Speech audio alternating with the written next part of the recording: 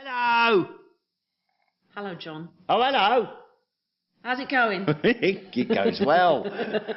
What are we about to do? We are about to Commit. embrace the metaphysical world. Oh, dear. So, here we are in the Cotswolds, and you're here recording your new album. How's it going so far? We think excellently. The schedule has been hectic. First the putting together of the book, then the promoting of it, and then straight into recording a new album. It's mind-numbingly spinning in my head, but I think I'm a healthier person now because of the years and years and years of experience of having to deal with high-pressure situations that I'm actually enjoying that position of knowing that everything could fall apart instantly. And I've only got myself to blame if it does. But you're here for a couple of months? We're here until right up to Christmas. Okay, okay. So you're packing all the creative stuff into the last quarter of this year. You've done the book tour, which was a lot of fun. It was hysterical good fun, as you well know, Kerri. We went about that in rather a different, novel way, and I think the Caravanette really made it work, because it was borderline absurd, wasn't it? Damn thing was falling to bits. I know. And you think, how do old couples go on holiday in things? These things. It was a real bone shaker, wasn't it? It was, but it made it enjoyable, and it gave me such a kind of a weird energy before walking into these question-answer situations, let alone just the book signing aspect of it. I mean, it's all nerve-wracking because you don't know what is about to unfold on you. You know, whether you're going to have to deal with a house full of hecklers or the pros and cons of the intelligentsia, or just people that are genuinely happy to meet you. Yeah. Well, it was different everywhere we went. Yeah. But you got all of that energy out doing that, and then you're straight into the recording studio. But have you had ideas for the new album before you got here, or is it very much day by day, when you wake up, what you think? I never really got any time really to sit down and write. I mean, I'm always writing, that's what I do. Yeah. It's just constant, but not actual completely landlocked to creating a new album. But I found, which is what I knew would happen, that doing the book tour the way we did gave me just endless amounts of inspiration. Then some of the conversations with the people in the audience, and in particular the book signing, like just the little snippets of information people want to transfer onto you. That's wonderful. That's life stories, and that's what this is all about, communication. Well, you really went to town with the signings. I mean, like Manchester, you were up till 6 in the morning or something, and it was really 8 impressive. by the time we got back. By the time you got back. And I think a lot of people really appreciated it. And it veered from being like all the posh people in Cheltenham to like the rowdy ones in Bexhill. Who'd have thought Bexhill could have been such a riotous assembly? But you know what? You know how that worked. That's because just nobody really goes there that much, and so it's all that pent-up tension and anger and energy, and frustration, and at the same time the willingness to want to participate at a human level. I think we tapped into something really excellent there that night. We did. Well, let's get on to talking about the album, if that's all right with you. Is it a conceptual piece, or is it a set of individual songs? As long as I'm alive, the concept of being alive will be contained in the songs. If that be a concept, I'm not being pretentious about this. It's like, that's the way it is. You use all of life's experiences, all the situations that go on around you, and you transform them into songs. Let's refer to the book tour, the way we did it. Everything there painted these beautiful tapestries and colour schemes in my mind. No 2 days were the same. No morning and afternoon seemed to relate to each other. And there was all this intermittent chaos and fiasco, and at the same time, organisational qualities going on. Quite bizarre, and a real, I thought, excellent way of doing a book. And, you know, if you're going to go to the effort of telling your life story and you want to be as accurate as possible, That's what you have to do. You have to meet your audience. You have to answer the questions. And you have to be able to enjoy that. And I did. And I found out I wasn't forcing myself at all. I was a willing participant. You genuinely enjoyed it. Yeah. I mean, you know this because you were working with us. I'm a shy bunny. You know, I'm Mr. Loudmouth, bloody hell, will he ever shut up rotten? But at the same time, there's that quiet side to me when I'm quite thoughtful and considerate about what it is I'm doing. And for me, I can't let people down that have turned up and want things signed or to say hello to me. I loved it. It was really, it's shameful that I'm paid to do this. Well, that they loved you as well. I mean, one thing... To be paid to do for what you love. Yes. There's no finer state of grace, really. But one of the things on the tour was you got drawn into current politics a little bit with people like John Humphreys, who you called the silly sausage and stuff. Well, yeah, now, hello, let's go back to him. That was the first day, right? I practically just got off the plane. It was a crack of bloody dawn, right? I wasn't expecting him to be, so purposely full of animosity. Huh. I expected better from him because I have enjoyed his work in the past. I understand his right-wing views. That's fine by me. No problem. But he deserved to be called a silly sausage because he really wasn't saying much that was accurate. No. And he hadn't read the book, so what the hell was I doing here? He's an old-school journalist, apparently, but what he proved to me to be was he was an old-school lazy, and that he didn't do the research. And you're going to get a chap like me sitting in front of you, and you don't know what you're talking about. Well, I'm going to give it to you, you know, and in the nicest possible way, because I left the mustard out. Well, a lot of people are talking about politics at the moment. You got in there right on the back of Russell Brand saying don't vote.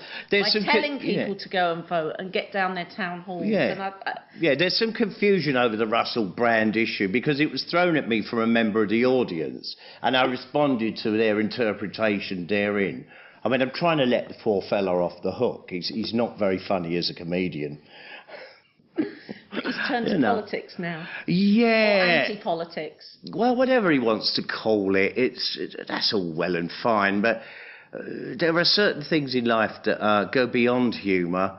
And if you want to have a future and a say-so in the world, don't let a comedian mislead you.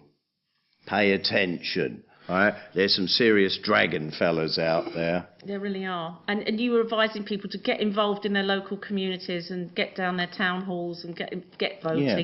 I mean, what do you think? Well, oddly enough, here we are in the Cotswolds now, right, recording and all of this, and the village is just down the road there, you know, an hour walk. But already I'm being involved in, and not deliberately so, but by the local community. They all want to know my opinion on things, and I'm starting to want to go to the town hall meetings while I'm here. And they're a really interesting bunch of odds and sods, just like everywhere else in the world. So I'm automatically drawn into those situations, whether I like it or not. But you know what? Because it's people, I like it. Yeah. You know, I do. But it's because, you've also got a very strong voice and people want leadership. Yeah. Do you think... Look, if I don't know what I'm talking about, I won't talk about it. Right. And that's what I do. And everything about my life is to find out as much information as I deem necessary and then come to the correct conclusion. Do you think that the British people right now are ill-served by those... They're ill-served by themselves. They are ill-served by themselves. And quite frankly, you get what you deserve, because when you sit in your rear end and just complain and moan and do nothing actually, well, that's what you get. Nothing in return. Nothing. Nothing comes from nothing. Well, that's a very important point. And, it sometimes needs people our age or someone who's got their eyes open. To pass the advice on. To pass the advice. In America, I'm seeing this even more clearer than here. And, you've got Republican way of thinking, and they're implying now that corporations are people too, in that the corporation you work for has the better right to vote than all of the people that work for that corporation. That's like the angle it's heading to. What this is ultimately all about is to take away the vote from all of us. Where corporations or unions, for instance, as it was the accusation about the Labour Party years ago, were block booking votes. This is a very, very ugly future ahead unless we start realising that each and every single one of us count as an individual and not in a group. It's us as individuals, which is the bigger group, that will create the most change. Thank you. Thank you, John. So back to the album. I mean, I don't want to give too much away, but I just heard a little snippet there. Yeah, which is not indicative of the whole. Believe me, I mean, we're running in endless directions. But for me, where I make music is to continually put together all these little pieces of my personality that finally make the jigsaw puzzle complete. It takes time. There's a point and a purpose and a direction to me. Well, I don't do things to hurt people. No, I know. Never have. No. Never will. And, absolutely. And I come from the slums, and you know, quite frankly, none of us knew any better. Well, you've come a long way. Yeah. But is there a musical But the direction? judgment is still there.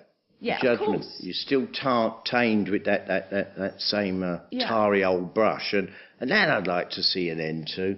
I mean, I've watched the Labour Party here try to introduce the concept of breaking down the class system. No, that's not what they've done. No, they just meet the new boss, same as the old boss. Well, you've got Tony Blair to thank for that. Yes, Mr. Soup Tureen. Go for it, baby. Can I just take a shot of you doing Tony Blair there? I've always seen him as a corrupt lawyer. This is my vision of him above a bookies shop on the high street in a very small town. Just on the burbs of London. They never let him in the White House properly. They've always assumed he's sort of some kind of pet. But the American way of viewing British politics has always been that way. They mollycoddled Thatcher, through Reagan, and enough of all of it. And I mean, I now live in America, and I carry an American passport, but that don't mean I've given up common sense, but it also doesn't mean I'm going to go along with the nonsense that has ridiculed and rubbished this country for so long. So I'm opinionated both sides of the pond. I want to come back to your creativity again, and I've made this observation about you that your humour seems to me to be informed by an awareness of how absurd the human being is. It goes back to, and it's in the book, childhood illness. When you've had your memory taken away from you, and it took so long to find yourself back in your proper place, you realise that your proper place wasn't really proper at all. And you were a bit of an unthinking monkey, and then you look around and think, well, nobody's really thinking around here. Why is that? It's an odd thing to be able to be yourself, but look inside yourself and find all those faults about yourself, and at the same time appreciate those faults and carry that forth, and hopefully, by example of the way you live and the way you do things and what you have to say about situations, that can be a positive influence rather than a sneery, snidey negative. Now, that's the biggest, I think, worst concept of Johnny Rottenisms, is that I was presumed to be a nihilist and just into, death and destruction. I'm afraid that's not the case. What I was doing was dealing with problems head on and looking for solutions and answers. And I think I've had a very, very positive influence on the culture because of that. I mean, life-changing to This all sounds very self-aggrandising, but it isn't really. You're just talking honestly about your But these are problems that we all have. And I'm just in a lucky position that I'm judging myself first and foremost. I am my own worst enemy. That's one of the blessings and also one of the curses of having you know, that childhood creativity, should we call it, really, because a lot of good things came from being so seriously ill, Do you know so what they seriously say? near dying. A lot of tribal cultures in the world that have shamans say Yeah. that you can't be a shaman, you can't reach wisdom until you've known near death, until you've been really seriously ill and come back from the brink. You appreciate life more if you've almost had it taken away from you. Well, experience always will help. But if you're just going to sit back and expect everything to be done and handed to you, and then rather selfishly be opinionated and not thankful about that, well, you get what you deserve. That's it. You know, I'm grateful for everything I've got, including my illnesses, because I found a positive in every single step along the way. And I've got to say thank you, Mum and Dad, because they've been the hardest on me at a time in my life when I really needed hard lines, you know. They taught me how to never, ever, ever wallow in self-pity. It does not achieve. And it appears now we have a very young, modern British society, very super trendy, very, very tight jeans, etc. And they are all wallowing in self-pity. And they're aimless. And I see that the magazine culture has completely, ultimately corrupted the youth of this country to the point where now, when I hear like young kids saying, what's the point in doing anything? It's all been done before. What, are you, ludicrous? You know, it hasn't been done by you, and your own personality touch on anything is immediately, instinctively, and ultimately, because of what we are as a species, different from any other individuals ever. It's like DNA, you know? A lot of Do you people know don't anything? know they're alive. Yeah. A lot of people carry on like they don't know they're alive. And it's ironic that you would be called nihilistic, because that is a completely anti-nihilistic perspective of life.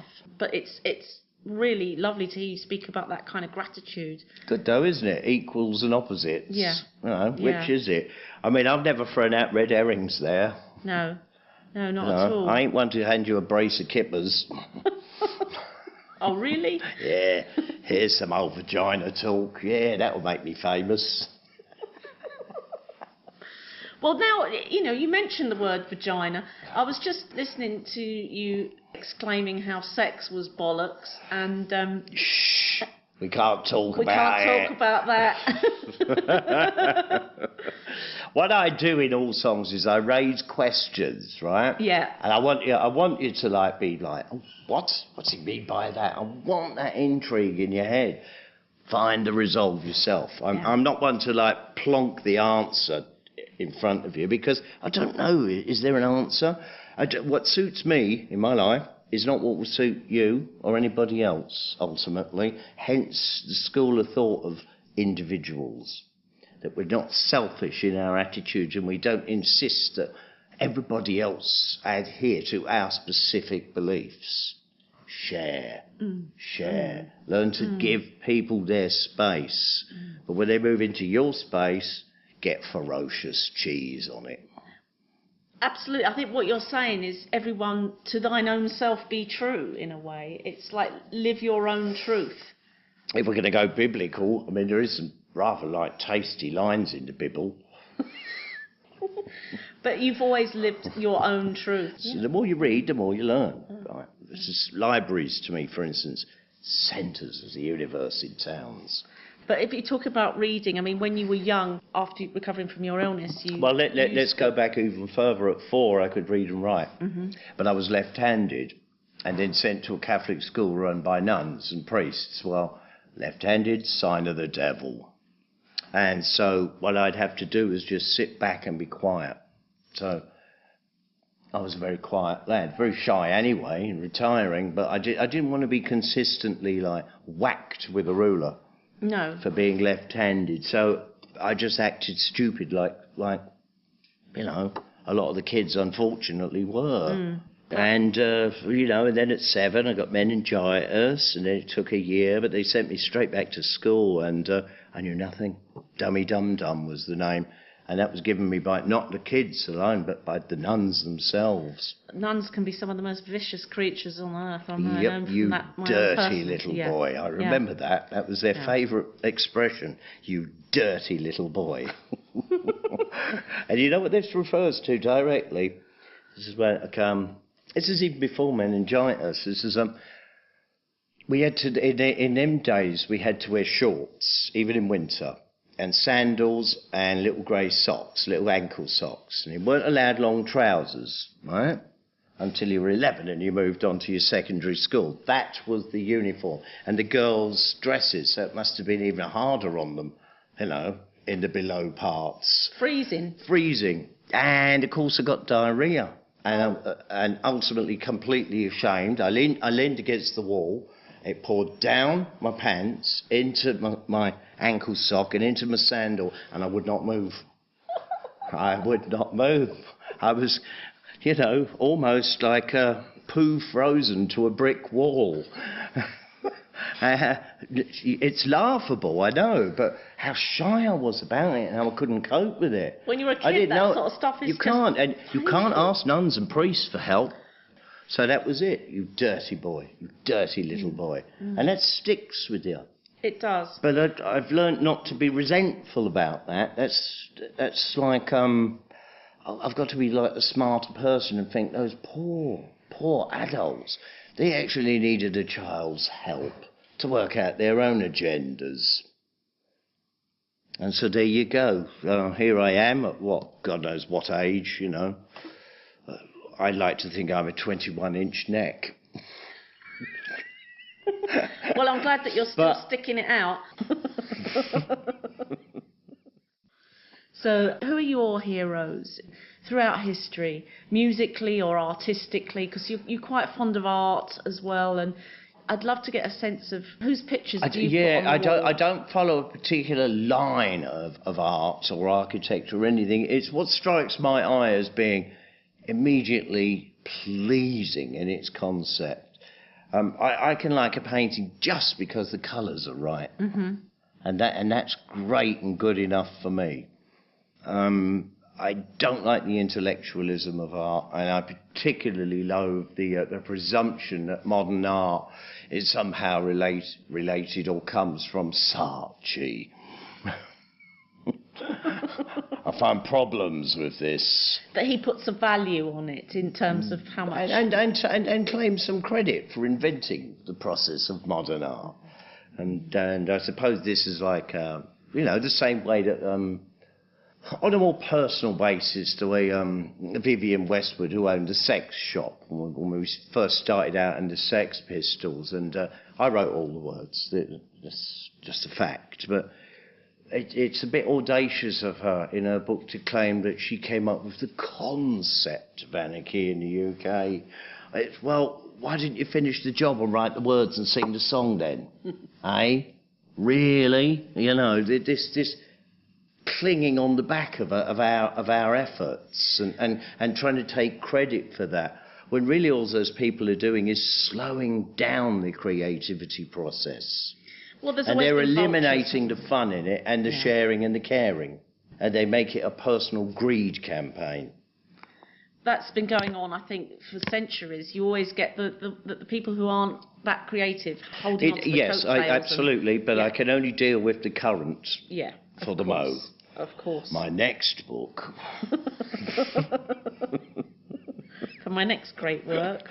What do you hope to achieve with the new album? Is there a musical direction that you're going in? Are you going for this more spontaneity, fun, enjoyment, open-mindedness, a love of good music, a love of good integrity, a love of effort, and an appreciation that we are just human beings after all, and we strive as hard as we can to do what we can in the best way we can, yes, and smile in the face of adversity. I mean, it's a difficult thing that I have going, trying to keep public image the way it is and keep its integrity safe and secure.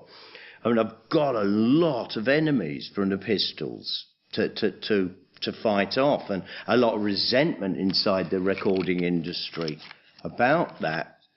So we're independent, and we raise our money as good as we can outside of a recording industry. So we do this for love. And make no two mistakes about it. This isn't because we want to be pop stars. Johnny Rotten knows how to be a pop star. Johnny Rotten has decided to be a human being. All right? I don't want mass adulation, but I want somehow, somewhere, a notice of respect, as much as I respect each and every other human being out there. For instance, my record collection is enormous, consistently expanding, and always will. I have a complete open mind. I know how much agony a human being has to go through to make a record. Mm-hmm. Right? And this is the only thing I've ever found in my whole life that I'm actually any good at. Right? So, well, you've got that amazing voice. I've now found what I was born to do. All of us are born for something. Some of us are good at plumbing. Good thing too. Very good thing. I know I learnt to install a toilet once, so I'm quite good at that. Just as well with your bottom problems, John. I need a supersized bowl. A super bowl. It's probably why I moved to America. But I mean, that voice of yours is untouchable. It's just so unique, instantly recognisable in less than a second. You know who's singing. I mean, when I came to see you last year with Public Image in Shepherd's Bush, your voice is, you've really looked after it. It sounds in great condition. And yet I smoke like a trooper. Well, this is it, isn't it? You know. But when you're up there and you're giving it some... Oh, that's different. That's like, it comes from somewhere else. It comes from in here, in the heart. Yeah. I mean what I do. And so every word is like, I don't care how much I have to wreck my entire internal system to project that accurately. That is the full point and purpose to this. I'm not ever going to mug off that one. No. I'm a lucky, lucky fella to be in this position. It's the opposite, isn't it, of all that X Factor karaoke and the Simon Cowells of the world. What they're projecting is greed and ambition over anything else, and it is karaoke by nature. They're singing other people's songs, being judged by people that really don't have the right to judge at all. And in fact, if there was a proper kind of X Factor or American Idol out there, we'd be judging the judges. Well, I think we are, aren't we? Will you you'll carry on recording for the rest of your life? Yeah. Oh, yeah. Oh, yeah. Unstoppable. Love it. Drawn to it. And in taking in... Negative and positive. Bang. It's a magnet. And taking in lots of different musical styles. You have... Taking in, well, I'm always absorbing what's going on and what human beings do around me. But the one thing I insist on never doing is outwardly duplicating anything. Mm-hmm. I resent that bitterly. And so it really is a constant search and strive for originality. And I've got to tell you that the boys in Public Image, they're the same as me in this respect. We won't settle for cod. No. And your guitarist Lou, he quite likes playing lots of strange instruments, doesn't he? You're going to get any of that sort of... Lou got bored with the guitar years ago.